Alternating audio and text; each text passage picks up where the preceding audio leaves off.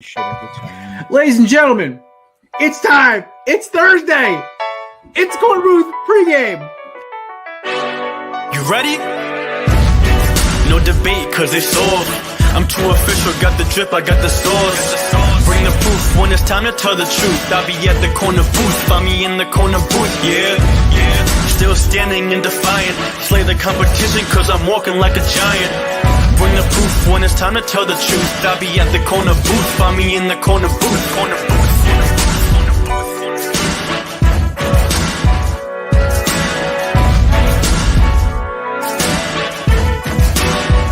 I see as well. Hey, I feel like I have not officially said this. I've tiptoed around it. Hey, will you marry me? Do I have to answer now? Or No, you have time. You can think about it. You can think about a way to say no without hurting my feelings if you want. Oh my lovely. God. I'll send you a letter. Just don't even. Alright, cool. Thank you. I'll send you my address later so you can send it to my house. Yeah, I'm never giving you my address. I don't want you getting that close. Oh, I know.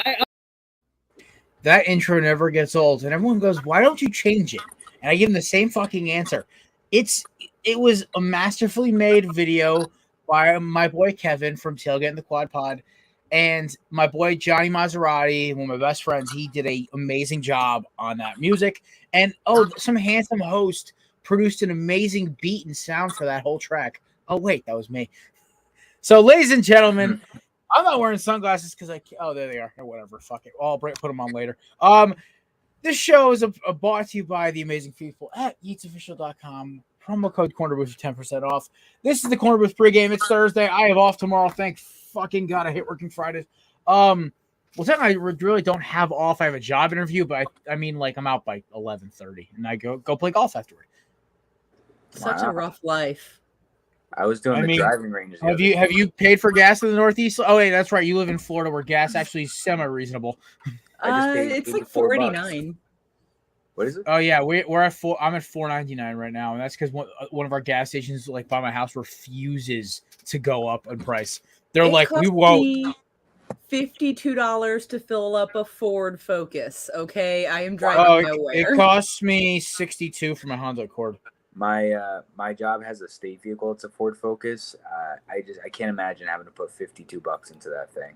It hurt my soul, like watching I was like, why? I bought an Acadia, but I bought this 2 years ago. Gas was like a solid $2.25. I was paying good old days. I was paying $37 to fill this thing up. Now I'm up to $84.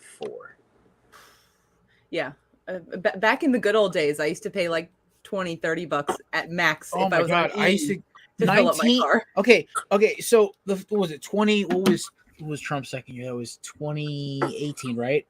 The first year I got my Honda, I paid $19 to fill my car up. Mm-hmm. Wow. $1.86 a gallon up by me. I'm like, this is amazing. Like I used to like drive in my car all the time for fun.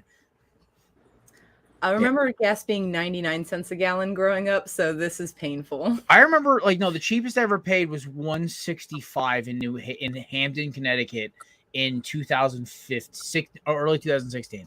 That was Matt knows exactly what gas station I'm talking about. The Hess on Dexwell, literally the nastiest neighborhood in Connecticut. That and the one around the corner from Southern and the Hamden. Oh, the Getty, yeah. The all green one across the street from the Slice Bar that always got shot up every now and then. Mm-hmm. But the gas was cheap, so it's like. Oh yeah, we didn't. You don't want to get a handoff. Me and Matt went to the same school that was like smack dab in the middle between two hoods and two graveyards. It was like it was routine to get an email once or twice a week or that about like, hey, there was a robbery at this street right next to Wintergreen for this reason. It was just regular. It was like we just scrolled. You just got used to it after a while. Yeah. Oh, okay then. Oh yeah. Yeah, it was, it was just like we're like, yep, it's New Haven. Yeah. That's why those Yale kids looked at us we were fucking freaks because we actually didn't live in these ivory towers in the center of downtown. Yeah. Like, you mean you don't have a gated community? No, we don't. No, we don't. It's free No. Like it's my first here. My first day of orientation, there was a drive-by shooting at the Burger King around the corner. I was like, "What the shit?" But you guys have high-end security. We have Pizza Heaven too. Literally, it's just diarrhea in a pizza box. Yeah, it's college. And New Haven is the pizza capital of Connecticut. Except Pizza Heaven too. That was just college cheap pizza. Like it was high-end.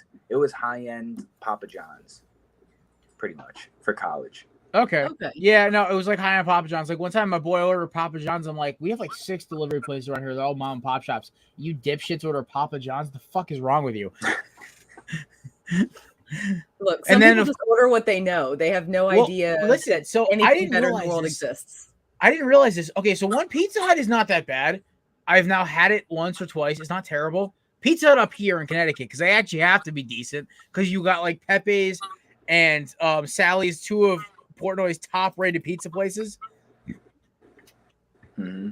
I mean, listen, we'll ask a fellow South Florida, Floridian, Mr. Cooper, do you actually have good pizza by you in Orlando? I need to know this answer. We have good pizza here in Jacksonville. I know you do, because Cruz told me there's like 5 good pizza places in Jacksonville. Oh, yeah. I don't know what the city is in particular, but my buddy lives in South Florida, and they're opening up a Frank Pepe's down there. Oh, I heard that shit. Oh man, it's gonna be a culture shock to them. Actual real pizza. He's like, I'm kind of nervous. He's like, what if it's not good? He's like, I know it's Pepe's, but like, what if like compared to a Domino's, it's gonna slap. There is a couple places in Miami that apparently are like incredible. There's a place in Florida somewhere that's New Haven style pizza, but they actually get all their like water and their ingredients like shipped from like the Northeast down to them, because the water, I guess, is just different wherever. Yeah. So and, different ingredients mailed. Kevin and I might not agree on many things, but he is correct. Chicago has great pizza. I am really interested in trying deep dish. I wanted to. I want to try some deep dish. So if you go to Chicago, there are 3 different styles of deep dish pizza. So like everybody's like, well, I tried this one and it's awful. I'm never trying another one. No. There are choices. And you just have to find the deep dish that suits your needs. I mean, that's really what it all boils down to. Fair enough. I mean, I know I'm going to be suffering anyway, and it's going to be about 2 lactose pills to the face, if not at minimum. So I think 2 would be the very bare minimum. You're going to need to up that.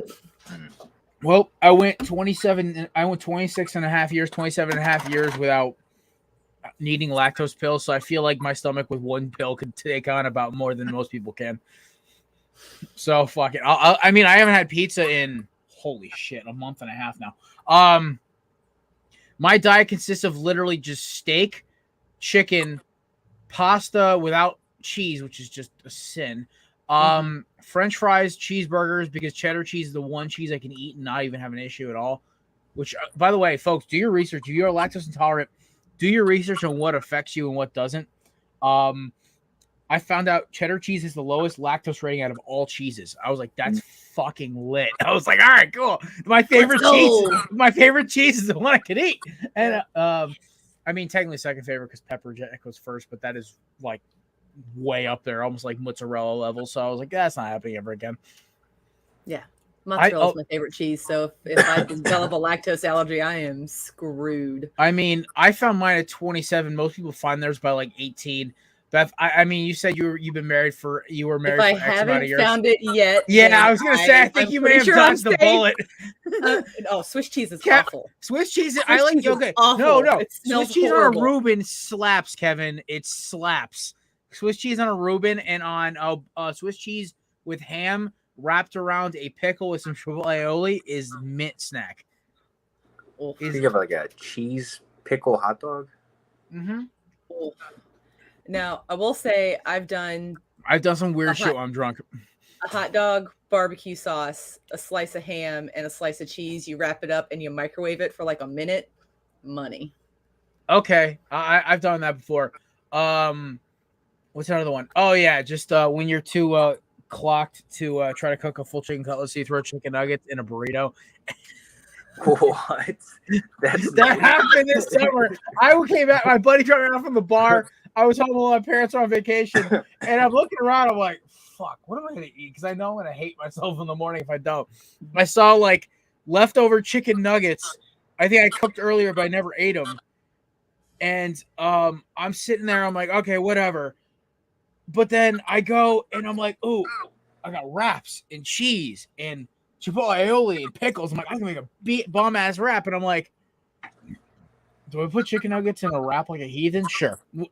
You know what you did? You made a makeshift mixed snack wrap or whatever. Yo, Yeah. dude, Yeah, the fact that they got rid of those hurt my soul. Did I ever tell you if I made a double-decker Big Mac pizza one time? That is amazing. Okay. It's just regular. It's a pizza dough, and then it's the Thousand Island dressing, the pickles, the onions, the lettuce, and then I literally bought like 10 or 15 McDoubles, and I just peeled the meat and the cheese off and just. What that cost you? $50?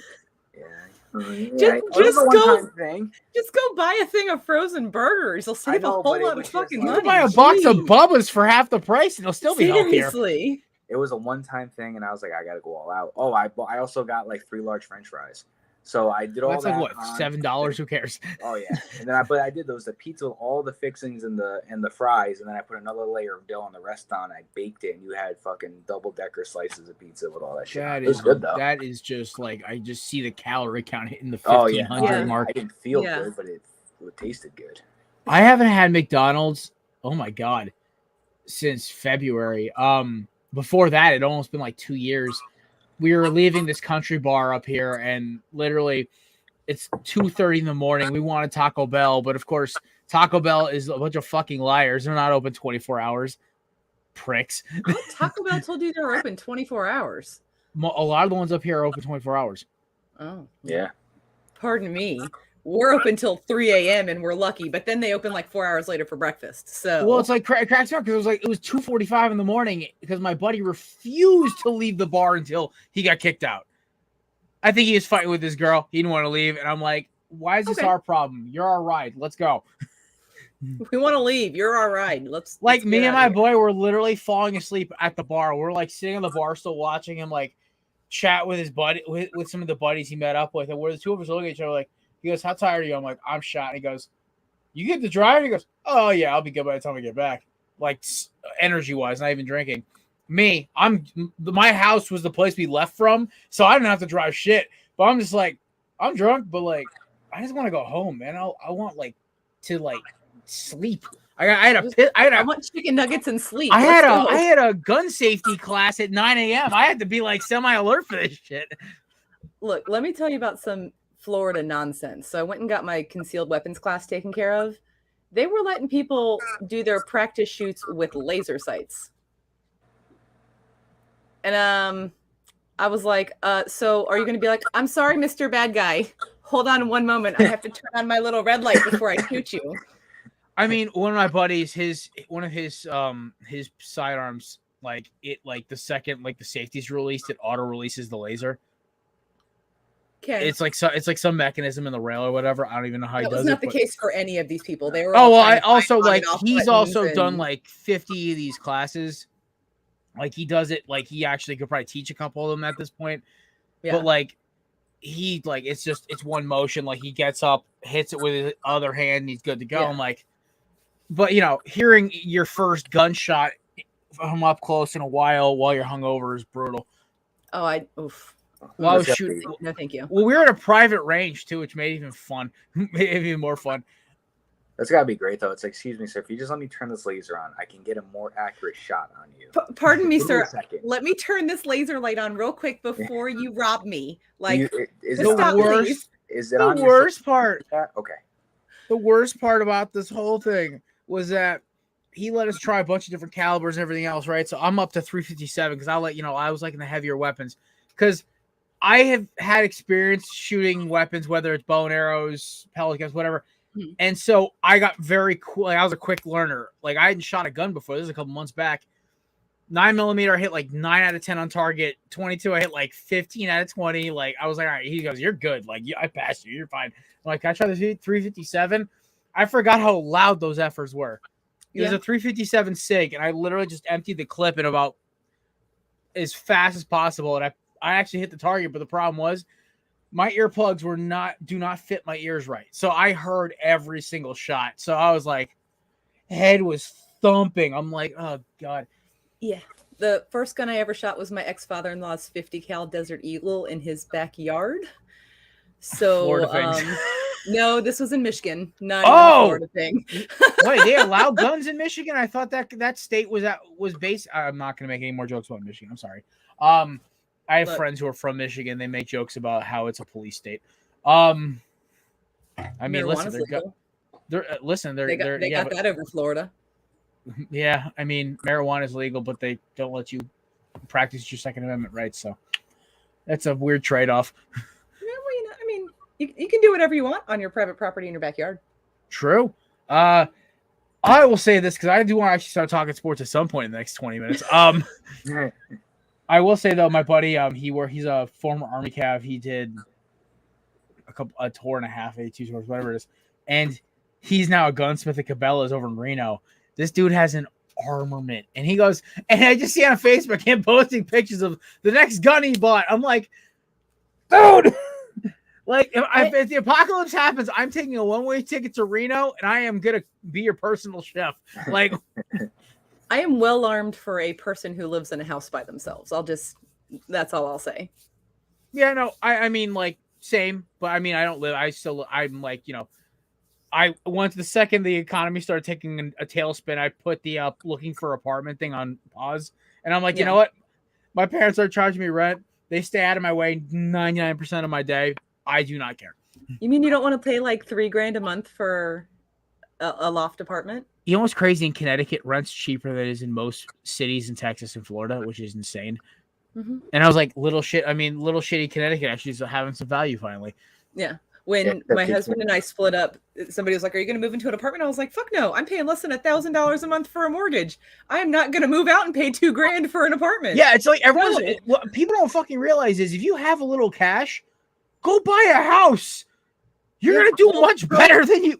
Not right now. Don't. Not go right buy a now. house Obviously, right now. the Don't do it interest right rates are now. 1,000,000,000%. But during like the pandemic and post-pandemic year one, like it was better off you buying a house because rent was skyrocketing. And that's why house prices are so high and interest rates are so high now because there's no inventory anymore. Yeah. And, trust me, I was a mover for 3.5 years. I was busier from March 16th, 2020 until when did I quit? August 5th, 2021. Like, I never worked more in the 3 years of that company than I did in that stretch because I was always getting hours. Everyone was always moving. And Matt, please put in some earbuds. We can hear the echo. True. All right, let me go grab them. All right, it's okay. We'll get. How many Connecticut? We'll talk sports at one point. Didn't know Connecticut had good rent prices. Even if I hold it. Hero, I will say this: it's not great rent prices, but it's better than so I can get a 2-bedroom apartment up in Connecticut for about $1,350. All right. And if let's say me and my boy Brian want to split rent, right? And most likely his girl will be moving in with us at some point. That's a 3-way split on rent. Like, or at least I pay half, they pay whatever. We'll figure that out. I'm only paying less than $7.5 for rent up in Connecticut for a decent apartment, like within an hour and a half of Manhattan, 2 hours of downtown Boston. 4 hours of Philadelphia. Like, I'm not in a horrible spot. Listen, Connecticut is not a great state to live in terms of gas prices, snobby asshole rich people, and so everything but rent prices. Well, listen, rent prices, and also the fact is the schools. Oh my god! Even though my high school is literally called the pharmacy because you could get any drug you needed at that high school. Well, Rich white kids, rednecks, and transfer students. That's what my high school was. Yeah. I fell into the redneck category. We need to get this dude some wireless earbuds or something like. So I have AirPods and they don't work when I connect them. I don't know what it is. I know I bought them years ago and they were refurbished, but I connect them to the phone and the mic won't work with the app. So now I'm about to go. I'm literally going to just go on one of those things where it's like that installment thing where you can make 4 installments. I'm just going to get something because even Bianca, my fiance, has Beats, but they don't have a mic. Do you have a Costco membership, BJ's membership? I do have a Costco card. They are so much cheaper at Costco. Oh my god, you're fucking welcome. I almost bought a pair of AirPods Pro Last time was in BJ's. I was so close. Oh, Matt, there you go. Me and Pat's wedding gift to you. We're gonna get you some AirPods. So much cheaper at Costco. That's where I got Even though we're these. not invited. I'm gonna have to get those. Yeah, I got my JBL Freeze. I mean, the microphone fucking sucks on them, but the sound is incredible. Yeah, right, and they're $50. You could even use the Beats and just use that little microphone that you had. You can set up different headphone or input. Well, and I mean, output I have this monstrosity right here, so you know.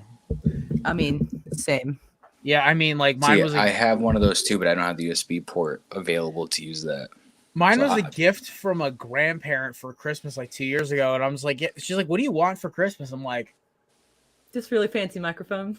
A microphone. Like my grandmother, she's an interesting character, and she does watch this show, and we call her Queen Rita because you know everything goes her way.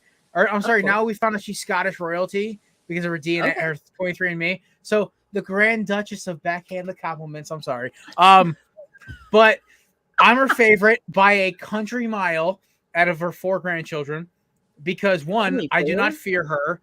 I talk so much shit back to her. I have no fear. That's the problem. It's me and my sister and my 2 cousins down in Jersey. The last time I was one of 4 grandchildren, I was maybe 2. Well, I mean, my aunt doesn't have kids, and my uncle and my mom each have 2. So, on my mom's side, it's a very large Catholic family. I'm pretty sure there are 20 grandchildren. No, that's my Polish side. I'm one of 9 in that one. Dad's side, I don't even know how many grandchildren there are because outside of like one of his siblings, the rest of us don't really talk. All right. Beth, I did actually get a chance to watch. Did you watch any of the game last night? I got to watch the last 30 seconds of overtime. I'm just gonna ask. Sir, listen, one time. Hold up. Did me? Okay, we had a basketball guy on. What's behind me? I understand. We one time had a guy in the show during the pandemic, during the NBA Finals, did not watch Game 1, and I asked him a direct question. He goes, "Yeah, I didn't watch." I'm like, "You're a basketball guy. Your show is basketball." I didn't watch the highlights yet. I'm like, "Highlights?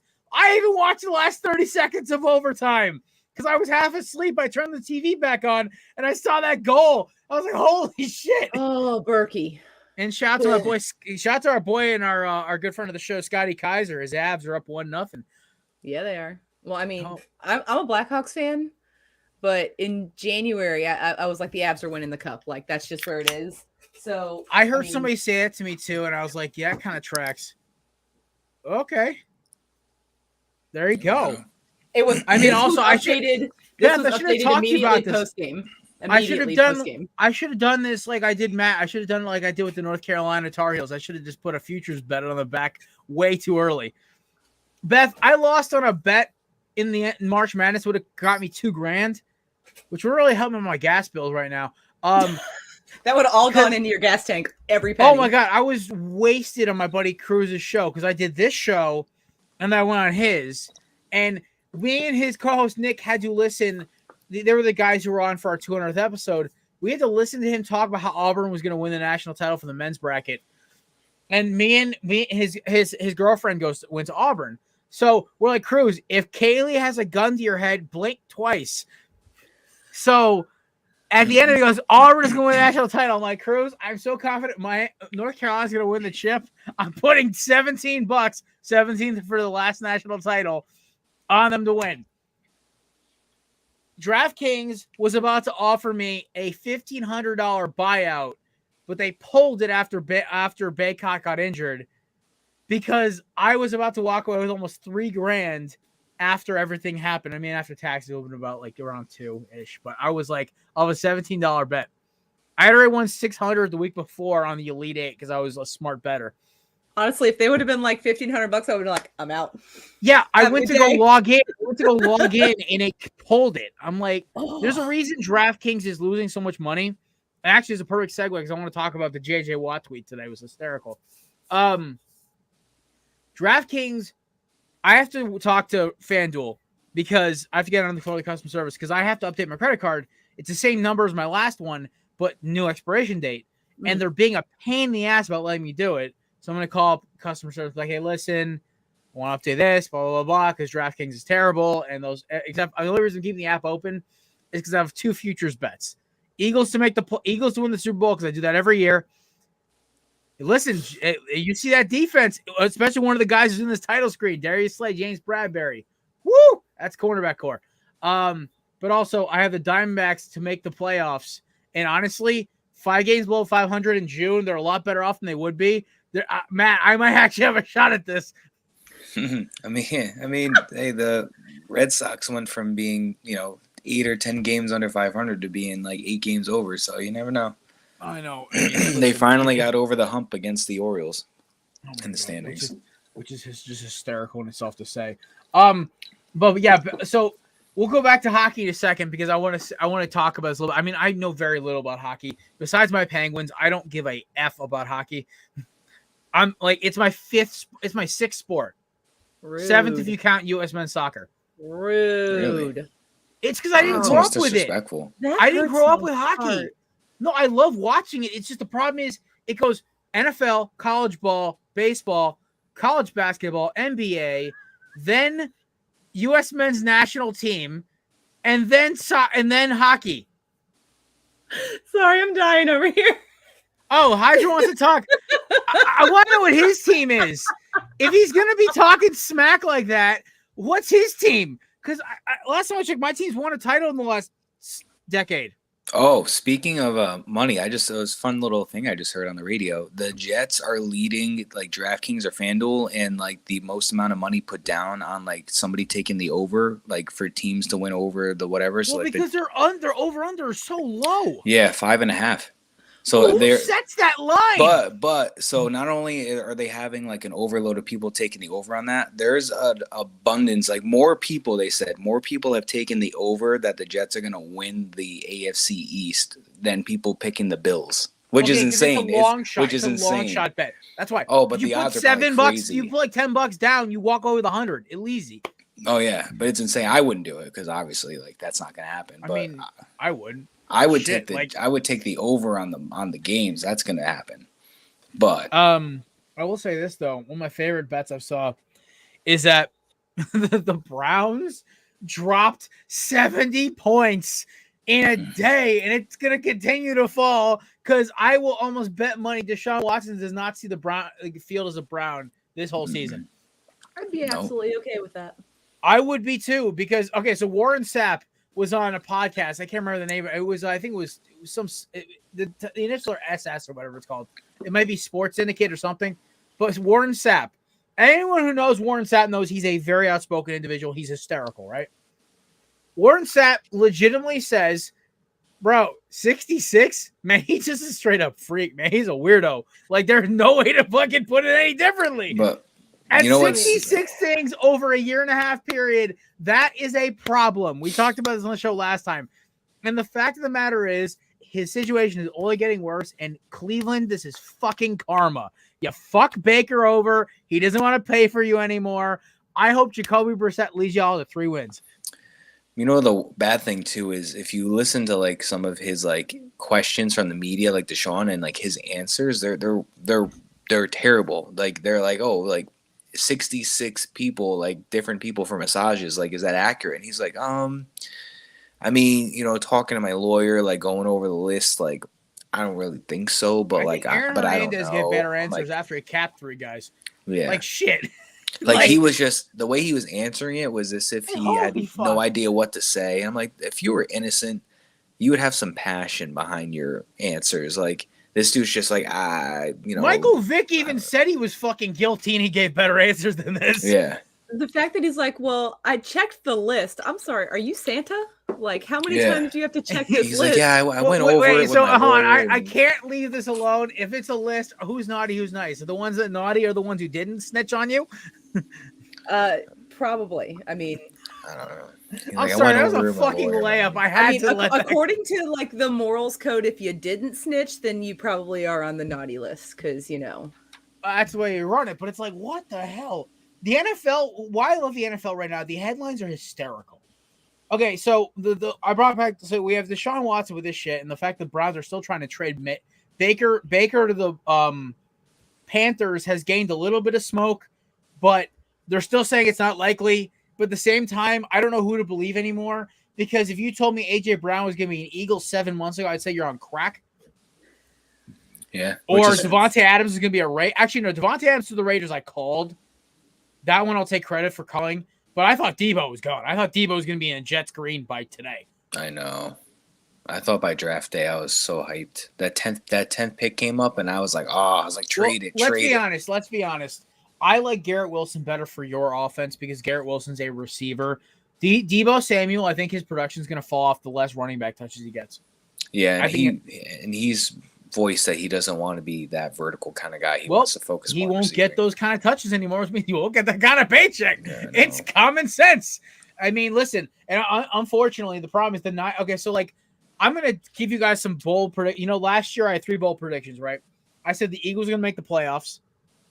Check. I said the Jets were going to have at least 5 wins. I was one fucking missed extra point, or it was a missed field goal or something away from that hitting. I was so mad. And then I also said Seattle was going to have the worst record in the NFC West and miss the playoffs. I was so close to going 3 for 3. So this year, Matt, you right? So honor of Beth, our newest member of the belly up of the Corner Booth family, as of rotating guests, I am giving my bold predictions. Bold prediction 1: the Denver Broncos will finish with a losing record. Wow. At 8-9. I think, unfortunately for them, they have the Raiders, who improved immensely on offense and on defense. You have the Chargers, who are stacked to the teeth, and you have the fucking Chiefs. I mean, whether or not Juju and Jackson Mahomes are doing fucking Corvette dances in the center of the field at halftime doesn't matter, because Mahomes is still good enough of a quarterback with that receiving core and that offense. They're going to outscore about maybe 10 teams a year. So even at 10-7, they'll still have a better record. The Broncos will maybe beat 2 of the 3 teams once. The problem is I don't trust the Broncos secondary anymore. I don't trust the Broncos edge rush. I want to see Randy Gregory do it consistently. And on top of that, Russell Wilson's production always declines on the back end of the season.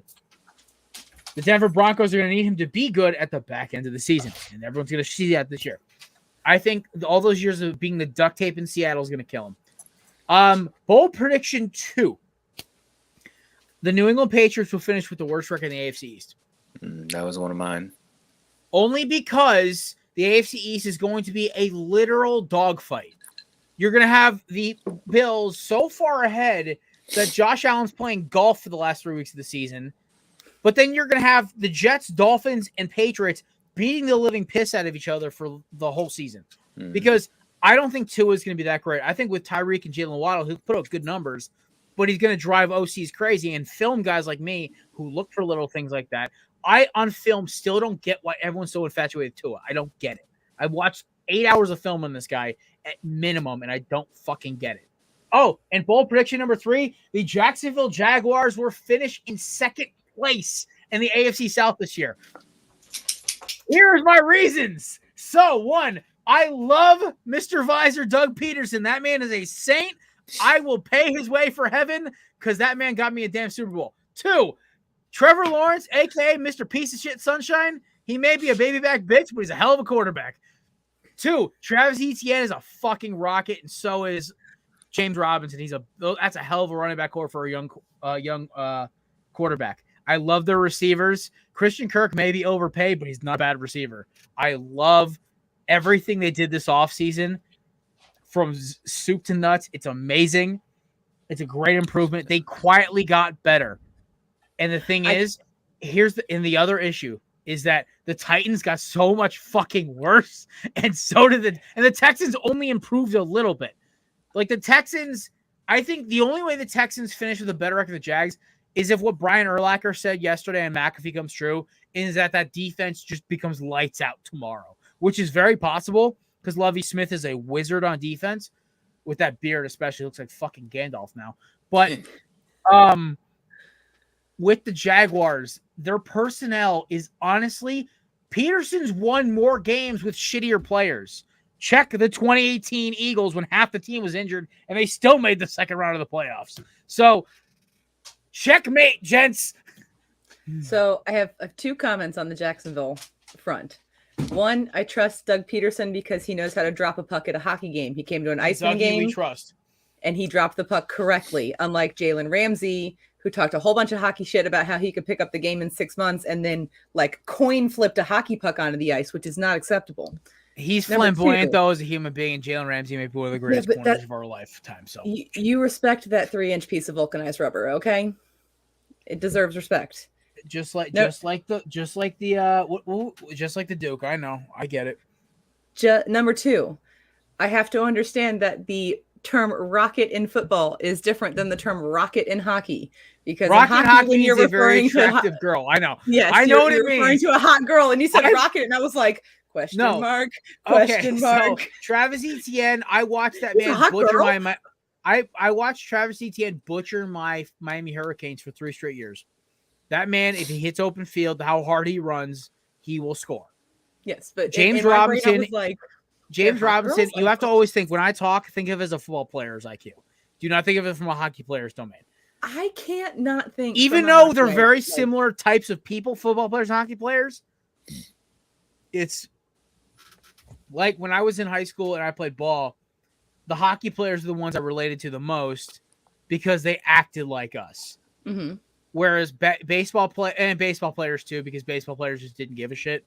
But basketball players like wore like suits on game day. I'm like, the fuck y'all trying out for? Staples? Like, like I used to make fun of my buddies from the basketball team. Like, y'all look like a bunch of clowns right now. We wore jerseys, jeans, and Jordans. Like, the fuck y'all wearing right now? Yeah. Yeah. You rock your sweater and some jeans and probably some slides. Let's be honest. Or if you're a Connecticut hockey player, you're wearing fucking beat up Tim Pros. Well, you know, to each or if you're a fan, or if you're a real country, you wear some Red Wings. All I'm saying is the Jacksonville Jaguars will be in second place because I do not trust.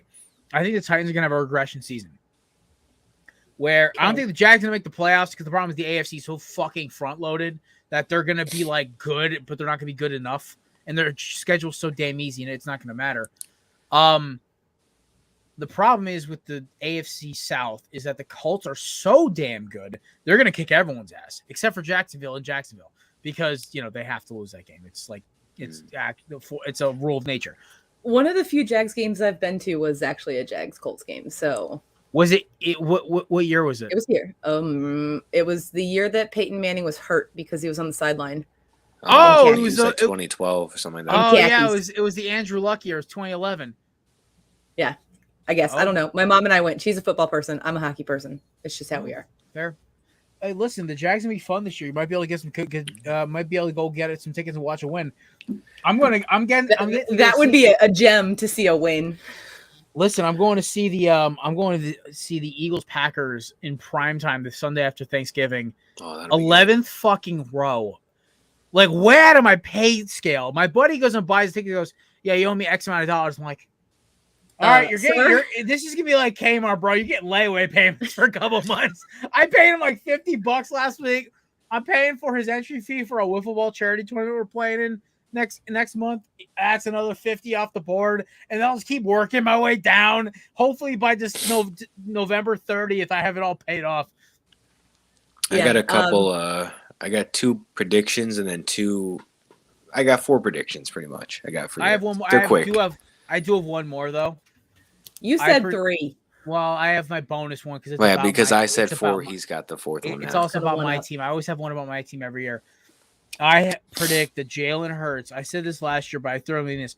Jalen Hurts will have a top 10 passing season as a quarterback.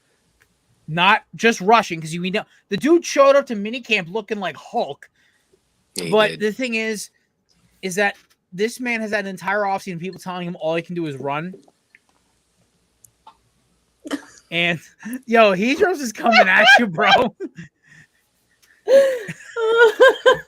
I'm trying. Listen, my boy Matt found out he was joining this podcast a month and a half ago, and he just got a new job. He's trying to pay for a wedding. I will not ask this man to buy software or hardware. I had a nice little mic, but now I got to get something for the audio so there's no echo. So we're working on it. So he's worth $20 at Walmart. Amazon Prime, get a dongle for your fucking phone, and then get one of these like non-microphone earbuds. That's what I use. I don't like using the big ones because I have giant ass earrings in my ears that fucking hurt. And then I know Beth knows what I'm talking about. I know. And so basically, these are actually nice. They don't hurt. They're super squishy, and they were like $20 at Walmart. See, mine are like weird. Mine are like I got sick of my silver ones because they were hurting my ears because they're just like the setting is very big. These are my expensive ones that are like solid gold settings, and I'm like, I love them, but like I gotta be careful. Like I was at work today, I had to take my gas mask off, and I'm literally like, don't clip my earrings, don't clip my earrings. No. But all right, so that's why I have flat backs and. Yeah, I don't because I just bought them I bought them on sale. Like it was like a Groupon 1-day sale only. Like from Jared, they were trying to offport these. I was like, fuck it. Ironically, I bought it from a jewelry store with my name on it. So I will say this: Jalen Hurts will have a top 10 passing season this year in the league because one, AJ Brown, not only is one of Hurts' like actual best friends, he now is him and Devontae Smith and Quez Watkins and Zach Pascal. That's just a great 1, 2, 3, 4. Then you had Greg Warden, the speedster Devin Allen, who almost broke a world record for hurdles this week. That's just enough weapons. Plus Dallas Goedert, Miles Sanders, and Jordan Howard. He will have enough weapons, injuries aside, for a great season. I just think, and he knows this is it. He knows if he does not produce this year, the Eagles will let him go, and they will go get C.J. Stroud, Tyler Van Dyke, or the kid from Kentucky. Or Bryce Young. I don't remember the kid's name right now. Every time Kevin's on, he reminds me of the kid's fucking name. I can't remember his name. Kevin, watch him play. What is his name? Kevin's currently working on a bunch of PDFs for a guy who doesn't know how to use PDFs. So, basically, all I know is I watched the kid twice last year when I was like flipping through channels. I'm like, oh, Kentucky's a fun team to watch. And the kid was lighting it up, but I'm like, I don't know if he's an NFL quarterback. That's the problem. So, Matt, what are your 4 predictions? I want to hear these. Right. Well, since I got these wired headphones, I might try and do a little like TikTok style. Coming in ASMR. At bold prediction number 1, ASMR. I have the New England Patriots finishing last in the AFC East. I think they did absolutely nothing to improve this year. They took an offensive lineman in the first round that was projected to go second or third round. They went from having one of the best secondaries last year to having pretty much like a terrible secondary this year. Like their best player is like a 35-year-old safety. They got rid of Stephon Gilmore. They got rid of J.C. Jackson. Now they got Jalen Mills and the McCourties. Watch your mouth, Jacksonville, Mac Jones. Watch your mouth about my boy Green Goblin. That man is a saint in Philadelphia. Well, he is not in Philadelphia, is he? We still love him. That man is a goddamn saint. I got no problem with Mac Jones. I think he's a talented guy.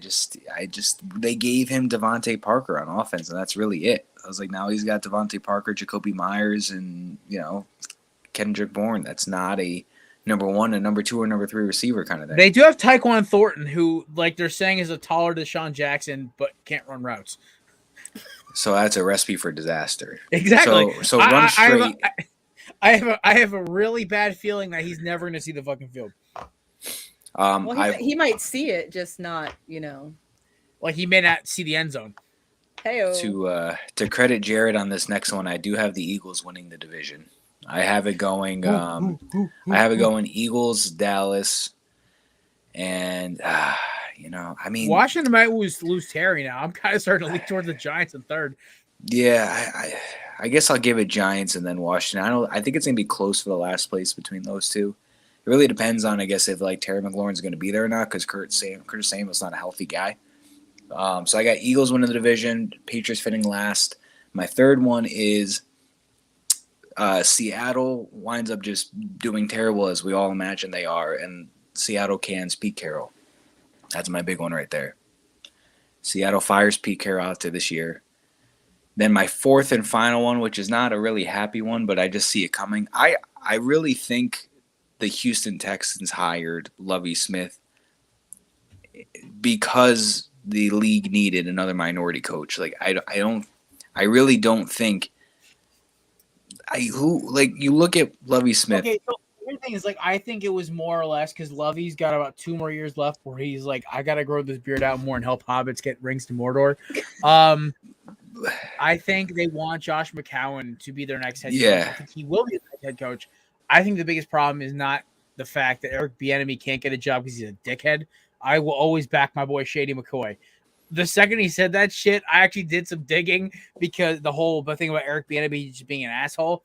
And I've heard nothing but this. I've seen nothing but the same. Bieniemy's a dickhead, and Shady's a Hall of Famer. There is no doubt in my mind he was on point about that. I will say this though. Lovie Smith is the training wheels for Josh McCown.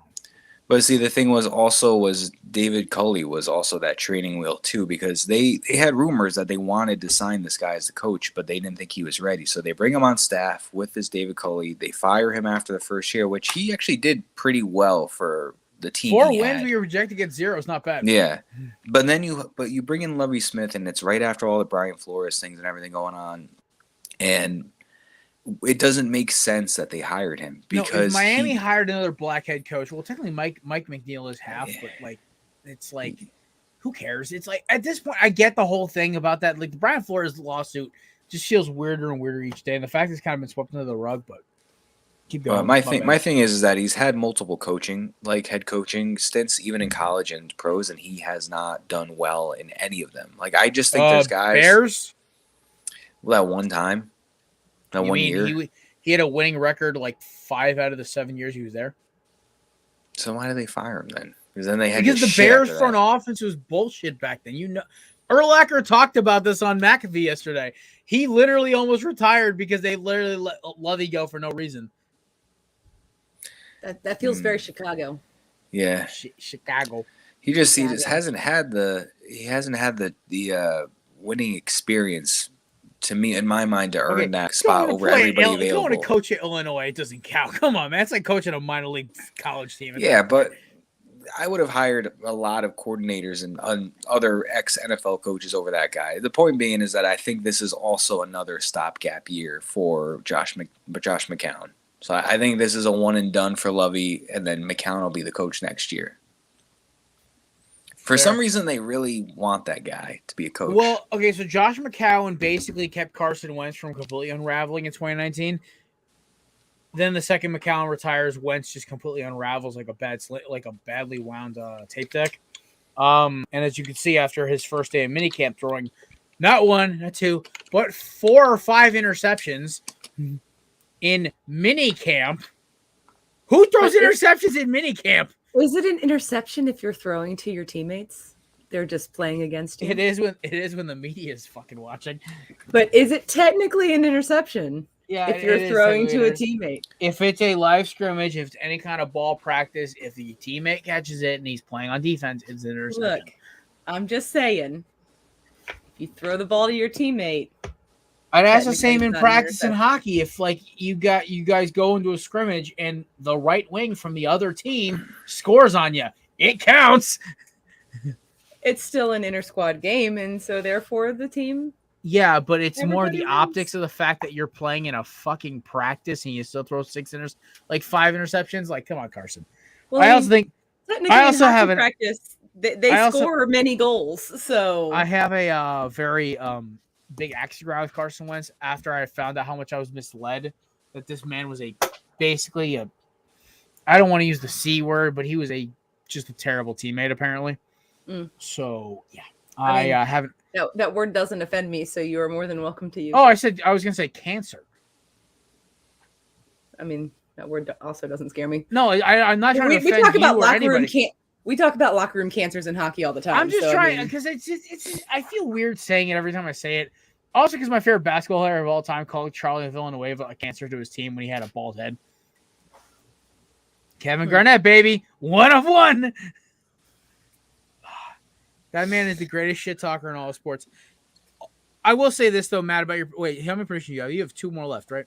No, that was all of them. Okay. That was Pats finished last in the AFC East. Eagles win the division. Seattle does terrible. Cans Carroll, and Texans have Lovie Smith for 1 year. Yes. Okay. I will say this about Seattle though. I think they'll win 2 or 3 games in the division. Because Drew Lock, I think, is actually going to – we talked about this about 2 episodes ago, and Kevin screamed at me for this, and then Stimmer had to remind him that I'm a Drew Lock defender.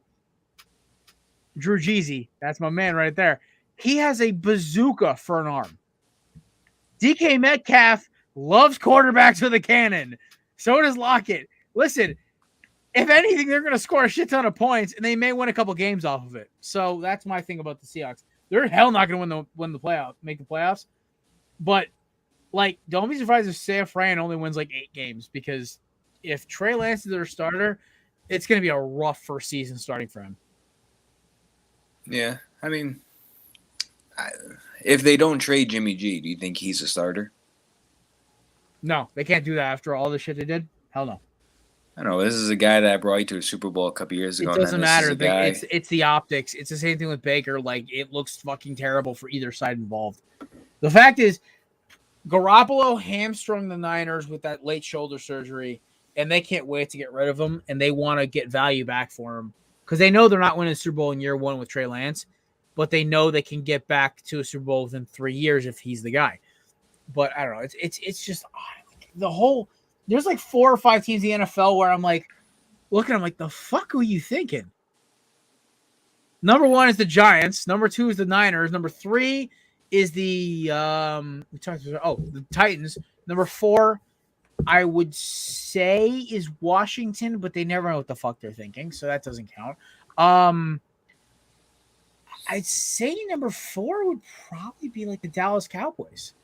Because Matt, I know what. Wait, is it your stepdad or your biological dad who is a Cowboys fan? My actual dad and then my father-in-law are both Cowboys fans. Oh, Jesus Christ! You got a double dip there. And B is a Giants fan. Like, what the fuck? I know. Oh my god! All I will say is this: is that the Cowboys, the fact that they're still the favorites in the East cracks me up because. They got worse on offense. They got worse on defense. They never get better on defense. Well, they lost Randy Gregory, but then didn't get Von Miller. God bless Buffalo. When I saw Von Miller to the Cowboys as a real thing, I was like, no, God, please, no. I was at work. I was driving through South Seymour, going to do a job on the Connecticut River at this billionaire lake, this millionaire dog breeder's house.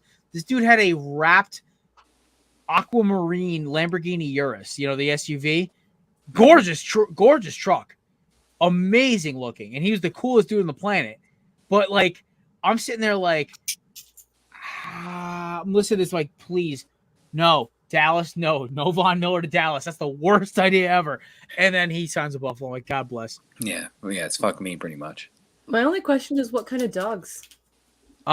Pit bull. Oh, no, bulldogs. They're precious. They're squishy faces. I love all dogs, except for little shit-faced, half-haired footballs.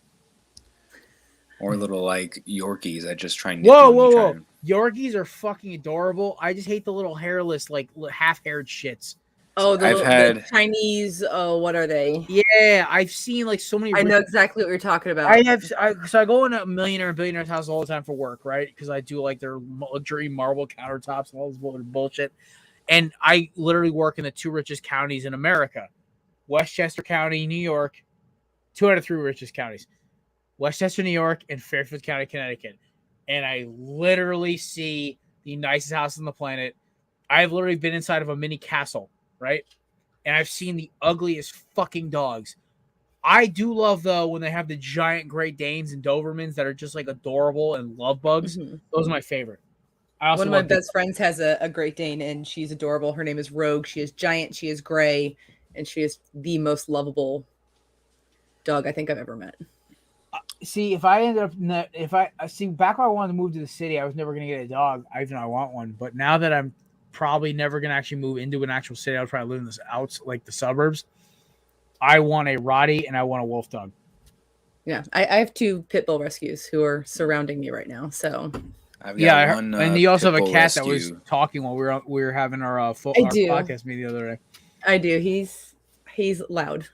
And it's currently sleeping, so we won't talk about him. Oh, so is Ghost. Ghost is passed out upstairs on my other work chair, and God bless, because that cat has taken out lamps, mirrors, everything. And I hear the bell. He is coming. Hey, listen. When McCarthy comes on, literally tag along, just walks across the screen. So, love it. Yeah. Oh my God. Yeah. All right. Maddie, we have like 1,000 stories we haven't even touched yet. Which one are we going with? Beth, I want to ask your thoughts though before we move off, because we talked about this like 20 minutes ago. Any thoughts on game one? Do you think Colorado wins this thing, or do you think Tampa Bay catches them back with a right hook? I have the Avs in 5. Okay. I think they're going to drop game 2 at home, and they're going to get the wake-up call speech that they need from Jared Bednar, and they're going to come out and win 2 in Tampa and hoist the cup in game 5 at home. Very nice. You know what? Honestly, I would love good for Colorado, but like then my boy Scotty's going to be unbearable for like the next like 6 months. He was unbearable after his fucking Braves won the World Series. Like I've noticed he's a fan of all teams that were good in the 90s. You know, the Avs had Patrick Waugh, and then he's a Braves fan who had Chipper Jones and Andrew Jones, like the guys I grew up with. Mm-hmm. And then he's a Niners fan who had Jerry Rice and Joe Montana. I'm like, Scotty, you were just a fan of all the teams that were good in the 90s, besides the Cowboys, because you have self-respect. When you were a kid in the 90s, if you didn't like, I was born a Blackhawks fan. I was born into this. My dad's from just outside Chicago. Mm-hmm. I was born this way. But I've always respected like the Mighty Ducks of Anaheim, the OG Mighty Ducks, back before, Disney sold them and they lost their eggplant green jerseys. Disney. And the Avs and that 2001 cup, I still get goosebumps like thinking about Ray Bourque hoisting that cup. I actually met him 7 or 8 years ago. He is one of the coolest dudes I've ever interacted with. I love good hockey. I've never not watched a Stanley Cup final, even if my team is not participating.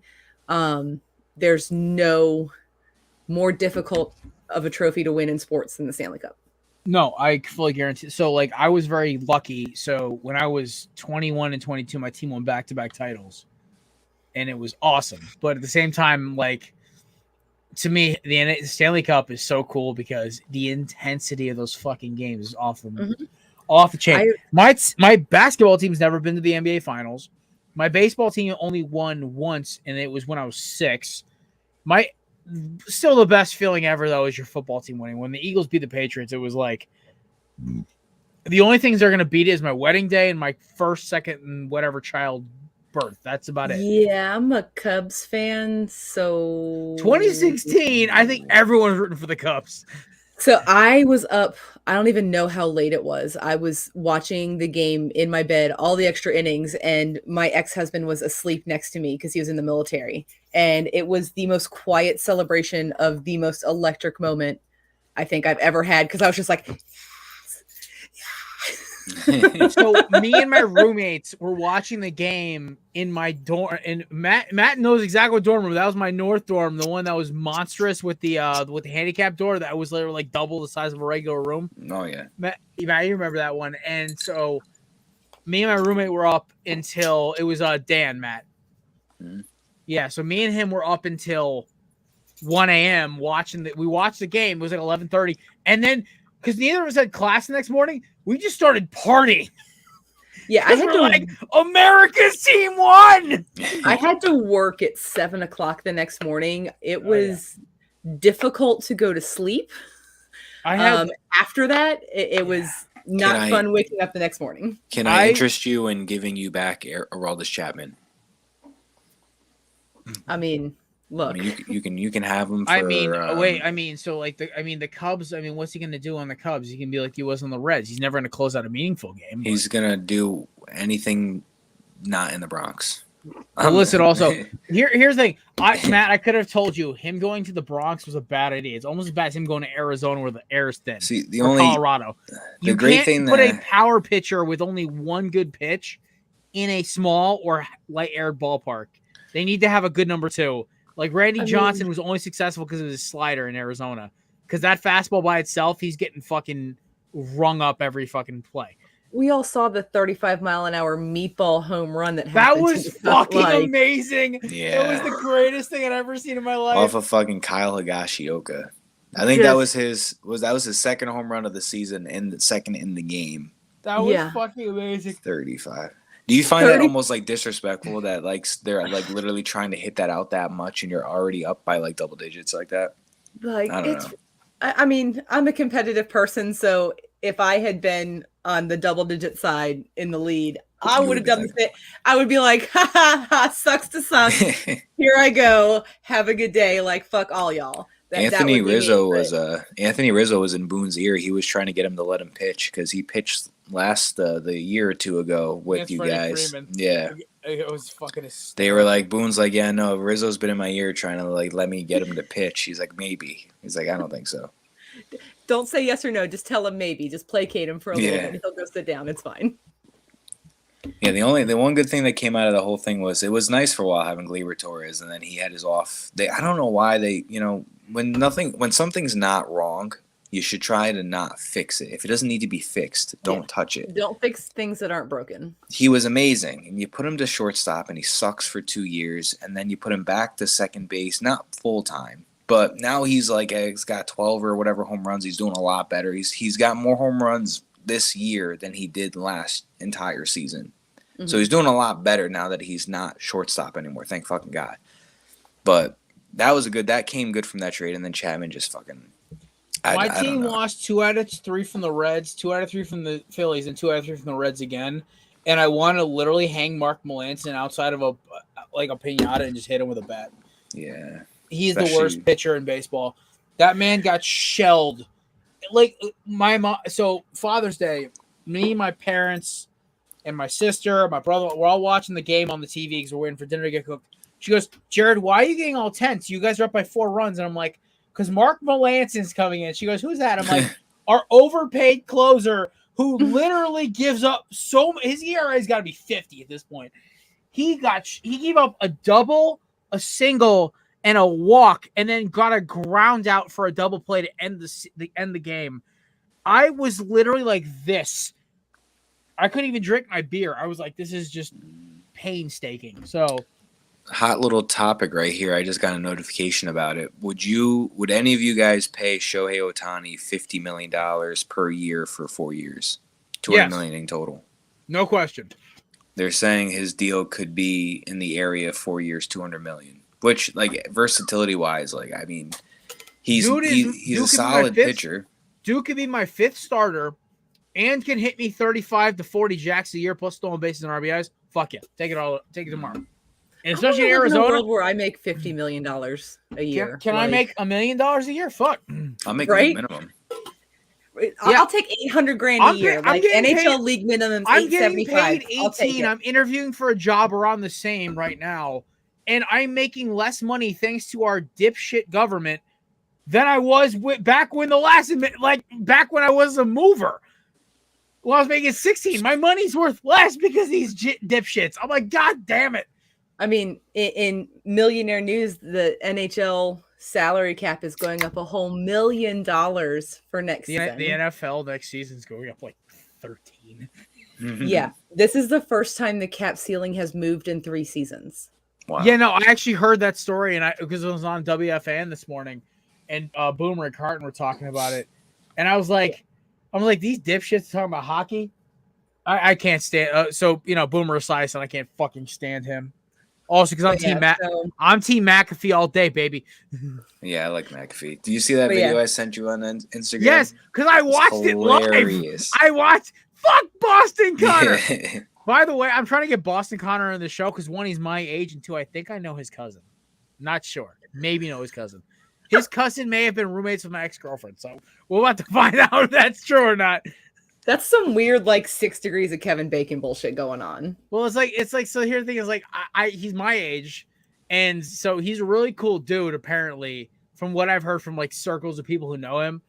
And I'm gonna DM him. So Matt, so obviously when we have our State of the Union meeting on Monday or whatever it is, because now it's only you, me, and Samir. By the way, I want to give a nice little send off to our boy Grayson. He served with us for a couple shows. He has gotten a job coaching high school ball and a job as a medical sales professional. We wish him the best of luck, and we appreciate him coming by. Him in his CIA blackout room he always used to film in.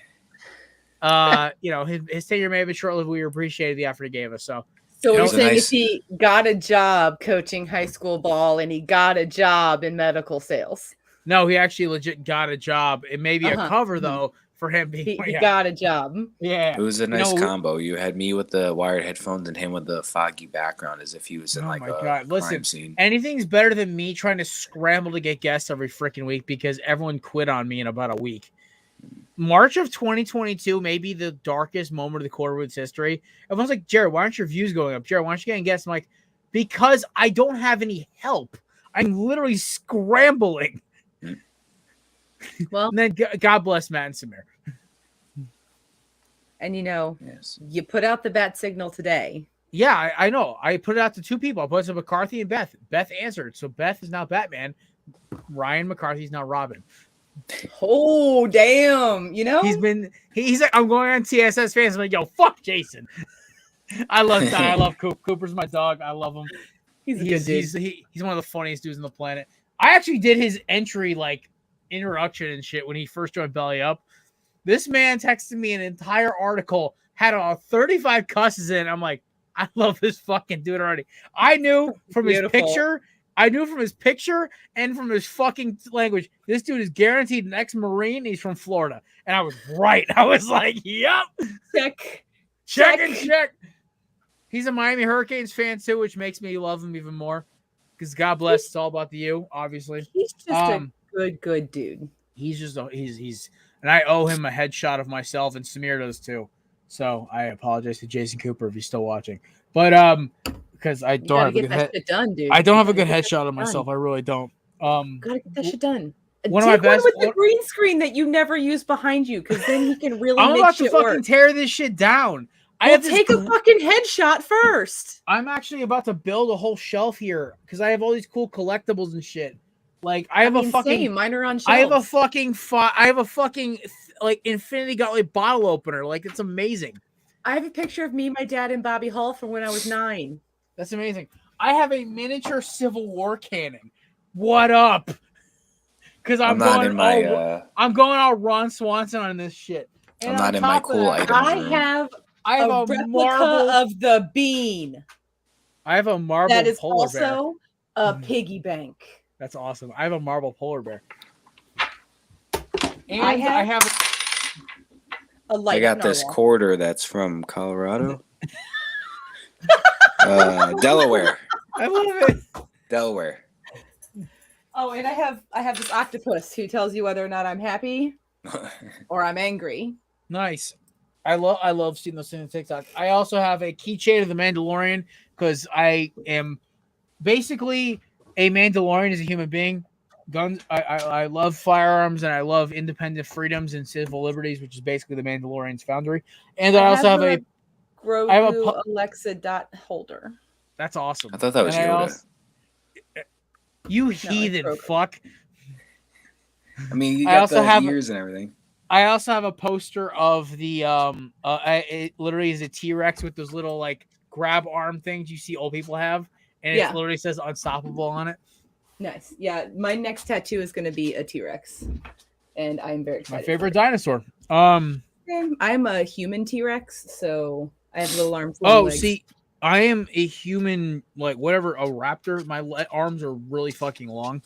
I have a 6'1" wingspan. It's kind of weird, and I'm 5'11". Must be nice. Oh no, it's really great. Except my shoulders are also like wider than a normal human's. So me walking through like in a tight space, I have to like turn sideways all the time. It's fucking annoying. Yeah, it's not even like a lifting bro vibe. It's more like a wow, that sucks. Oh, he's a good boy. This is Ella. She's a good girl. Hi, Ella. She needs all the attention. Gus is bringing me a rope. I see this little head like popping up like this. Yeah. Matt. The problem is I'm still partial to Matt's 2 pit bulls. I love them both dearly. I have one is. Do they have name tags that say "Hello, my name is"? They have their names on them. I don't know if they say "Hello, my name is." They got all of my pets have "Hello, my name is," and then on the back it says "Call my mom." One's a pit bull English Bulldog Rescue, and one's a pit bull American Staffordshire Bulldog. Yeah. Who's the skinny one? Me and her had, or me and him who had like the great, like the friendship when we were watching the McGregor Pacquiao fight. Oh, that was Ziggy. He's a tall, skinny, gray and white one. Oh, me and Ziggy have a great friendship, but also I love the big one too. Oh, Penny is just a large, like hefty, happy dog. Yeah, Ella is pit bull and black lab, and Gus is pit bull and German short hair pointer. Nice. He I is have freckly. Ghost. I have Ghost, who is half Turkish van, which is like the swimming cat. They hunt fish apparently, and then he's half Norwegian forest, which means he sheds a lot during the summer. He's white. Floofy. Yeah, he's got very soft fur, but he's not super floofy. He's actually kind of skinny looking. He's all muscle and he's lanky, and so he just looks weird as a cat. And I love him, but he's a violent little prick. The amount of scars I have on my body from that little jackass. If I go see a therapist, they're gonna think I'm fucking cutting myself the way he cut. Oh yeah, I've got one here from. Oh yeah, my latest one from here all the way down. He got me. I was trying to pull my arm away, and he just latched one claw like a fucking raptor and pulled. Jeez. And then for payback on Sunday, I cut his claws off, and he's like, he looks like a guy. Fuck you. He looks like a kid who took away his toys. He's like, I'm sorry. I'm sorry, Dad. He was like, you sit there. He's like, I'm sorry. And it's so funny. I didn't mean it. Oh my God. So he bit my mom. And so I did the most American thing possible. How do you solve a violence problem? You buy a bigger gun than the other guy. I bought water pistols. And so he tried to bite me there. I Han Solo'd his ass. I hit him square in the chest with just a huge blast of water, and he's like, hasn't bitten me since. It's hysterical. So you're his favorite, I assume. No, well, yeah, it goes back and forth. Me and my dad. He loves my dad for some reason, like because I think he does. I think he also kind of fears my dad because my dad will yell at him all the time. And Matt, you've met my dad 1,000 times. You know he's not a very yelly person, but my dad just like, hey. Like just across the room, and just like a white blur at full speed. And or my favorite is when I'm in my office and he's just bouncing around the walls and on the shelves, just like just personal fucking playpen. One time, I literally in the middle of recording for a former show, Man Hour, which is no longer part of Belly Up, he literally knocked my lamp over because he didn't know how to jump. Oh, cats are the best. Mine is currently sleeping on a pillow, and that's where he should stay. Otherwise, oh crap! Here he comes. I love it. All right, so I just hear a bell. It's not good. It's like the theme song in Jaws is going off in my house because there's. Or you could be like my sister and have that as her ringtone when her mother calls. My sister literally has the Jaws ringtone when my mom calls. It's hysterical. My mom's ringtone is Bohemian Rhapsody. That's awesome. My ringtone for everybody is Immigrant Song by Led Zeppelin, and I also have Voodoo Child as a backup. Yeah, my ringtone for everybody else is the Chicago Blackhawk Skull Horn. Nice. Does that fall with Chelsea Dagger at the end of it or no? It does. It's the horn and then Chelsea Dagger. Awesome. Whenever you text my uncle, the PC Richard and Son whistle goes off for like a Yankee strikeout. That's awesome. I kind of want to get the Eagles fight. Hey. I kind of want to get the Eagles touchdown fight song, but it's like at the same time, it's like I hear that shit enough because we score a lot of points. But yeah, no, I like the worst is though. So you guys ever notice when you have your earbuds in and you have your phone on loud, you hear the initial ringtone first, but then you hear it in your earbuds and you're like, motherfucker. So it is I was in my warehouse yesterday. I literally am like cleaning a bunch of machines.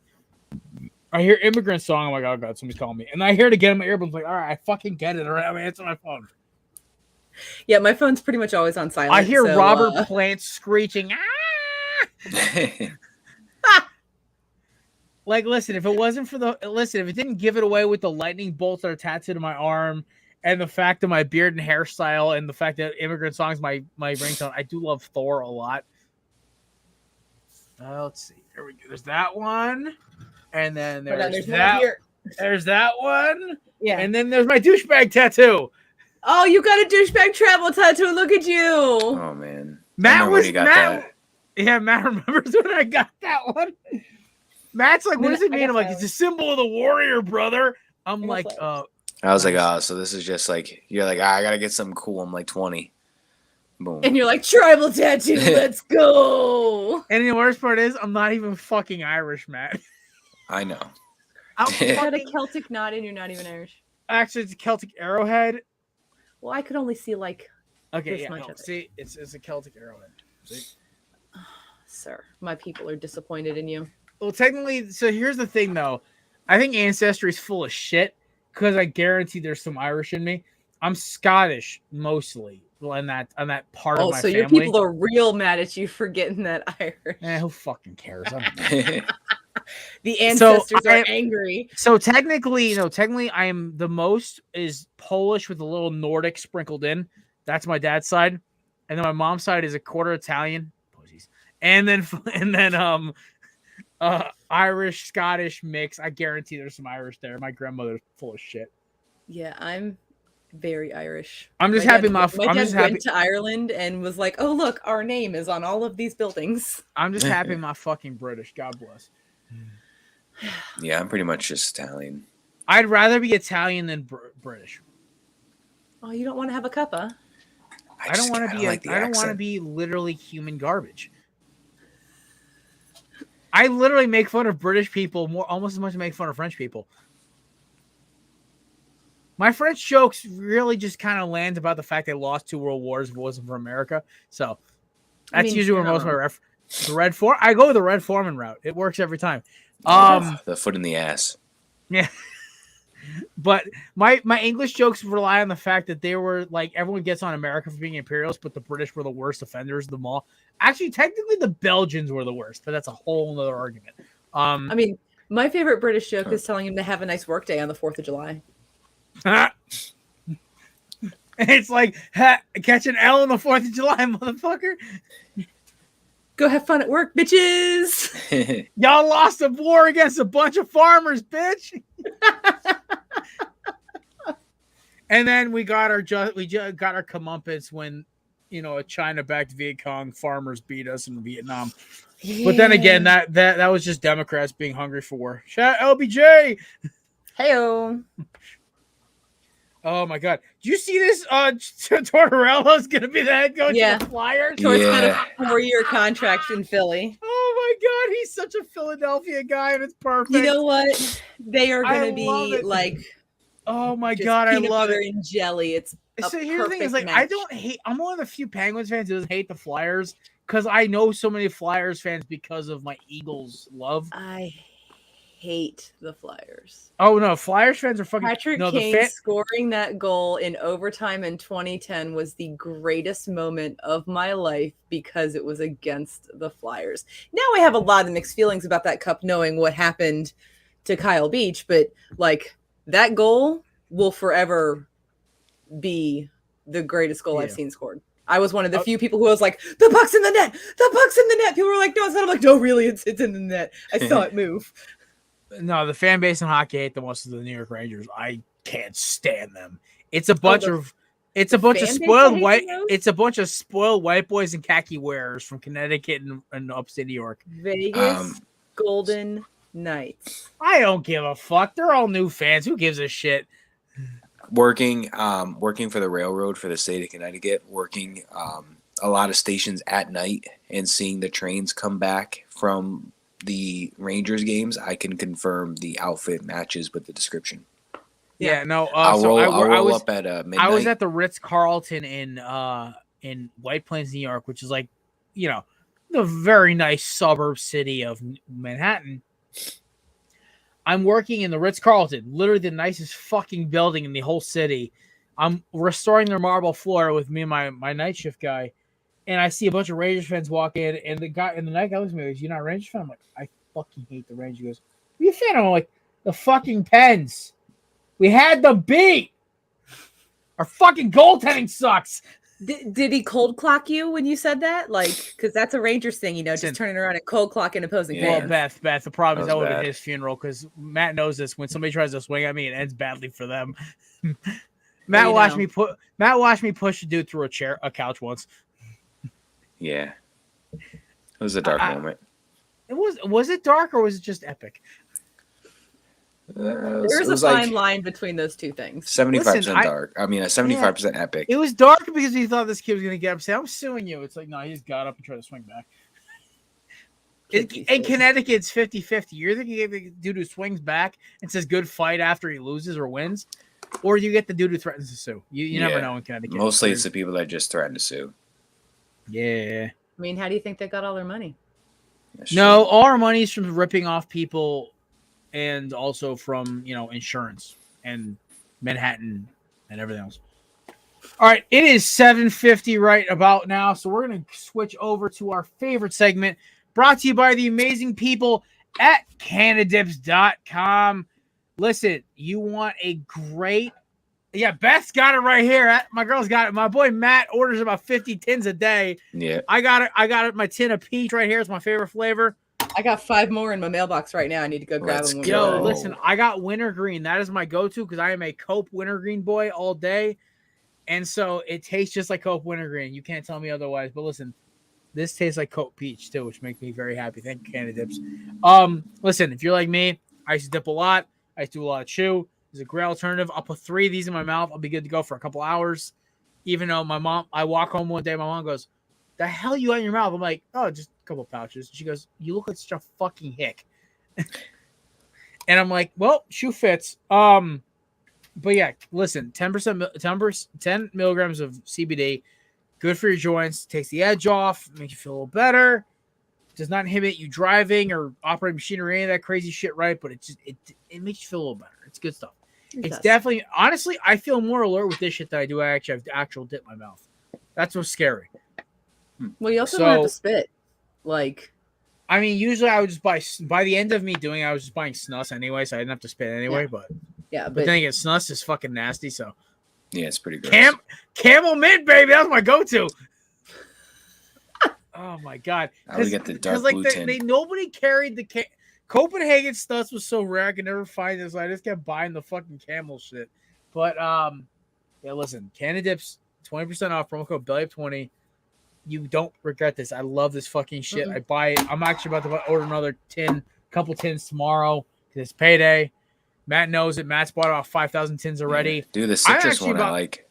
The tangy citrus. That's the one. It tastes like fucking Starburst. Yeah. Yeah, it's so good. I also love the what's the one with the dog on it? Sriracha, whatever it's called. Oh, I never had that one yet. It tastes like red velvet cupcakes. I gotta get that. The horchata is nice. I didn't see that one the other day, so I don't know. No, it is. It's a horchata, whatever that one is. Well, no, the one you were talking about. Is that the horchata? Yeah, horchata. It tastes like red velvet cupcakes. Good to know.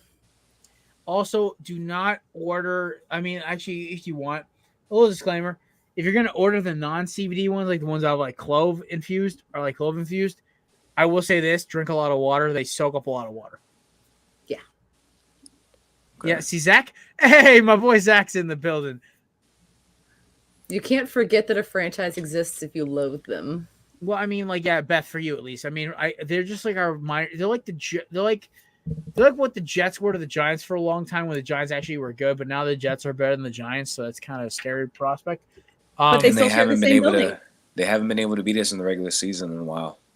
Yeah, true. The Giants also, I feel like, are just going to be until the Giants actually figure out what the hell they're doing on offense with Daniel Jones. I think they're going to always be in trouble. All right, 7 minutes left. We're going to do Corner Booth. Of course, Canada Dips, the official sponsor of the Corner Booth dartboard. And of course, because I got to switch views at this point because I got to show off the dartboard. Here we go. All righty. Corner Booth dartboard time. So, Matt, who are you putting on the dartboard this week? Man, I was looking for a nice little candidate for today. I'm going to go off topic completely. I'm going to go Vincent Kennedy McMahon. Connecticut's finest, or not so finest at this point. So, everybody knows him. He's the owner of WWE. I guess when he was back in the 80s, when he was probably just a mix of referee, commentary, dad still owned the business kind of thing.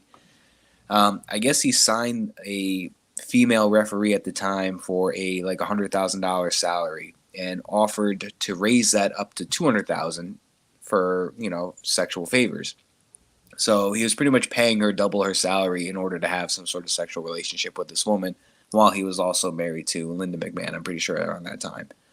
So putting this guy on the dartboard, because I don't know, where's the loyalty anymore? I just feel like all celebrities they just can't fucking stay true to this one person. But also, I also heard rumors, non-verified rumors, I don't know how true it is, that he forced her into this this wasn't a like consensual thing. I don't know what's true or what's not true, but this is just another situation of like who like celebrity wise, like who's a good person anymore? Because there's dirt with every single person. It just makes you question. I'll Tom give you Hanks? I'll raise you. I don't like like his connections to Epstein scare me. True. I forgot about that. I'll raise you to Chris's Pratt and Hemsworth. Give me No, that. Pratt cheated on his wife. No, he never cheated on her. She just got jealous. She thought she cheated. The whole story is He recently admitted to having romantic liaisons with his co-star while filming the first Jurassic World movie, and he was still married. Bryce Dallas, but he never actually legitimately cheated. He just kind of like flirted with her. Also, like that was at the point where also Anna Faris was like legit, like assuming he was cheating. That whole end of that marriage was really rough for both of them. It was, and also the whole thing is like the whole story I found out about Chris Pratt was like he did like she started like isolating him because she thought he was cheating, but he wasn't. But then he started like flirting with Bryce Dallas Howard because like Bryce Dallas Howard's gorgeous too.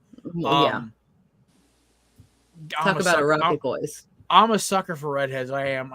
That's why Matt met the last redhead I dated, and she was horrible.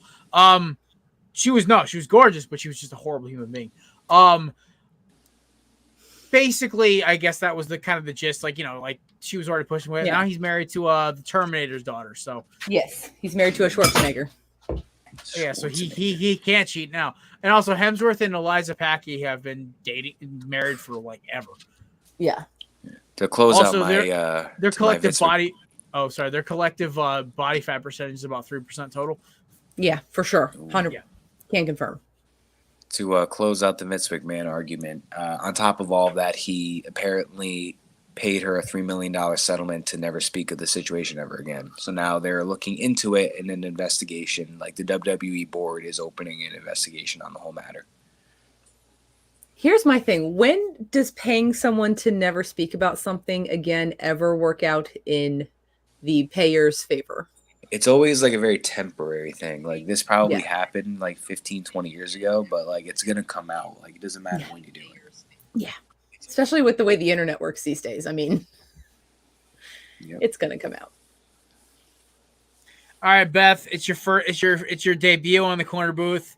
Pregame. Who you putting technically up here? I've put plenty of people up there in the comments before. Yeah, in the comments. But now the screen is yours. Who you got? I am putting Chicago Blackhawks on the dartboard because they are discussing trading Alex DeBrincat, who is a young phenom who just had a 41-goal season, because they are afraid he is too good for them to be able to tank to get a higher draft pick.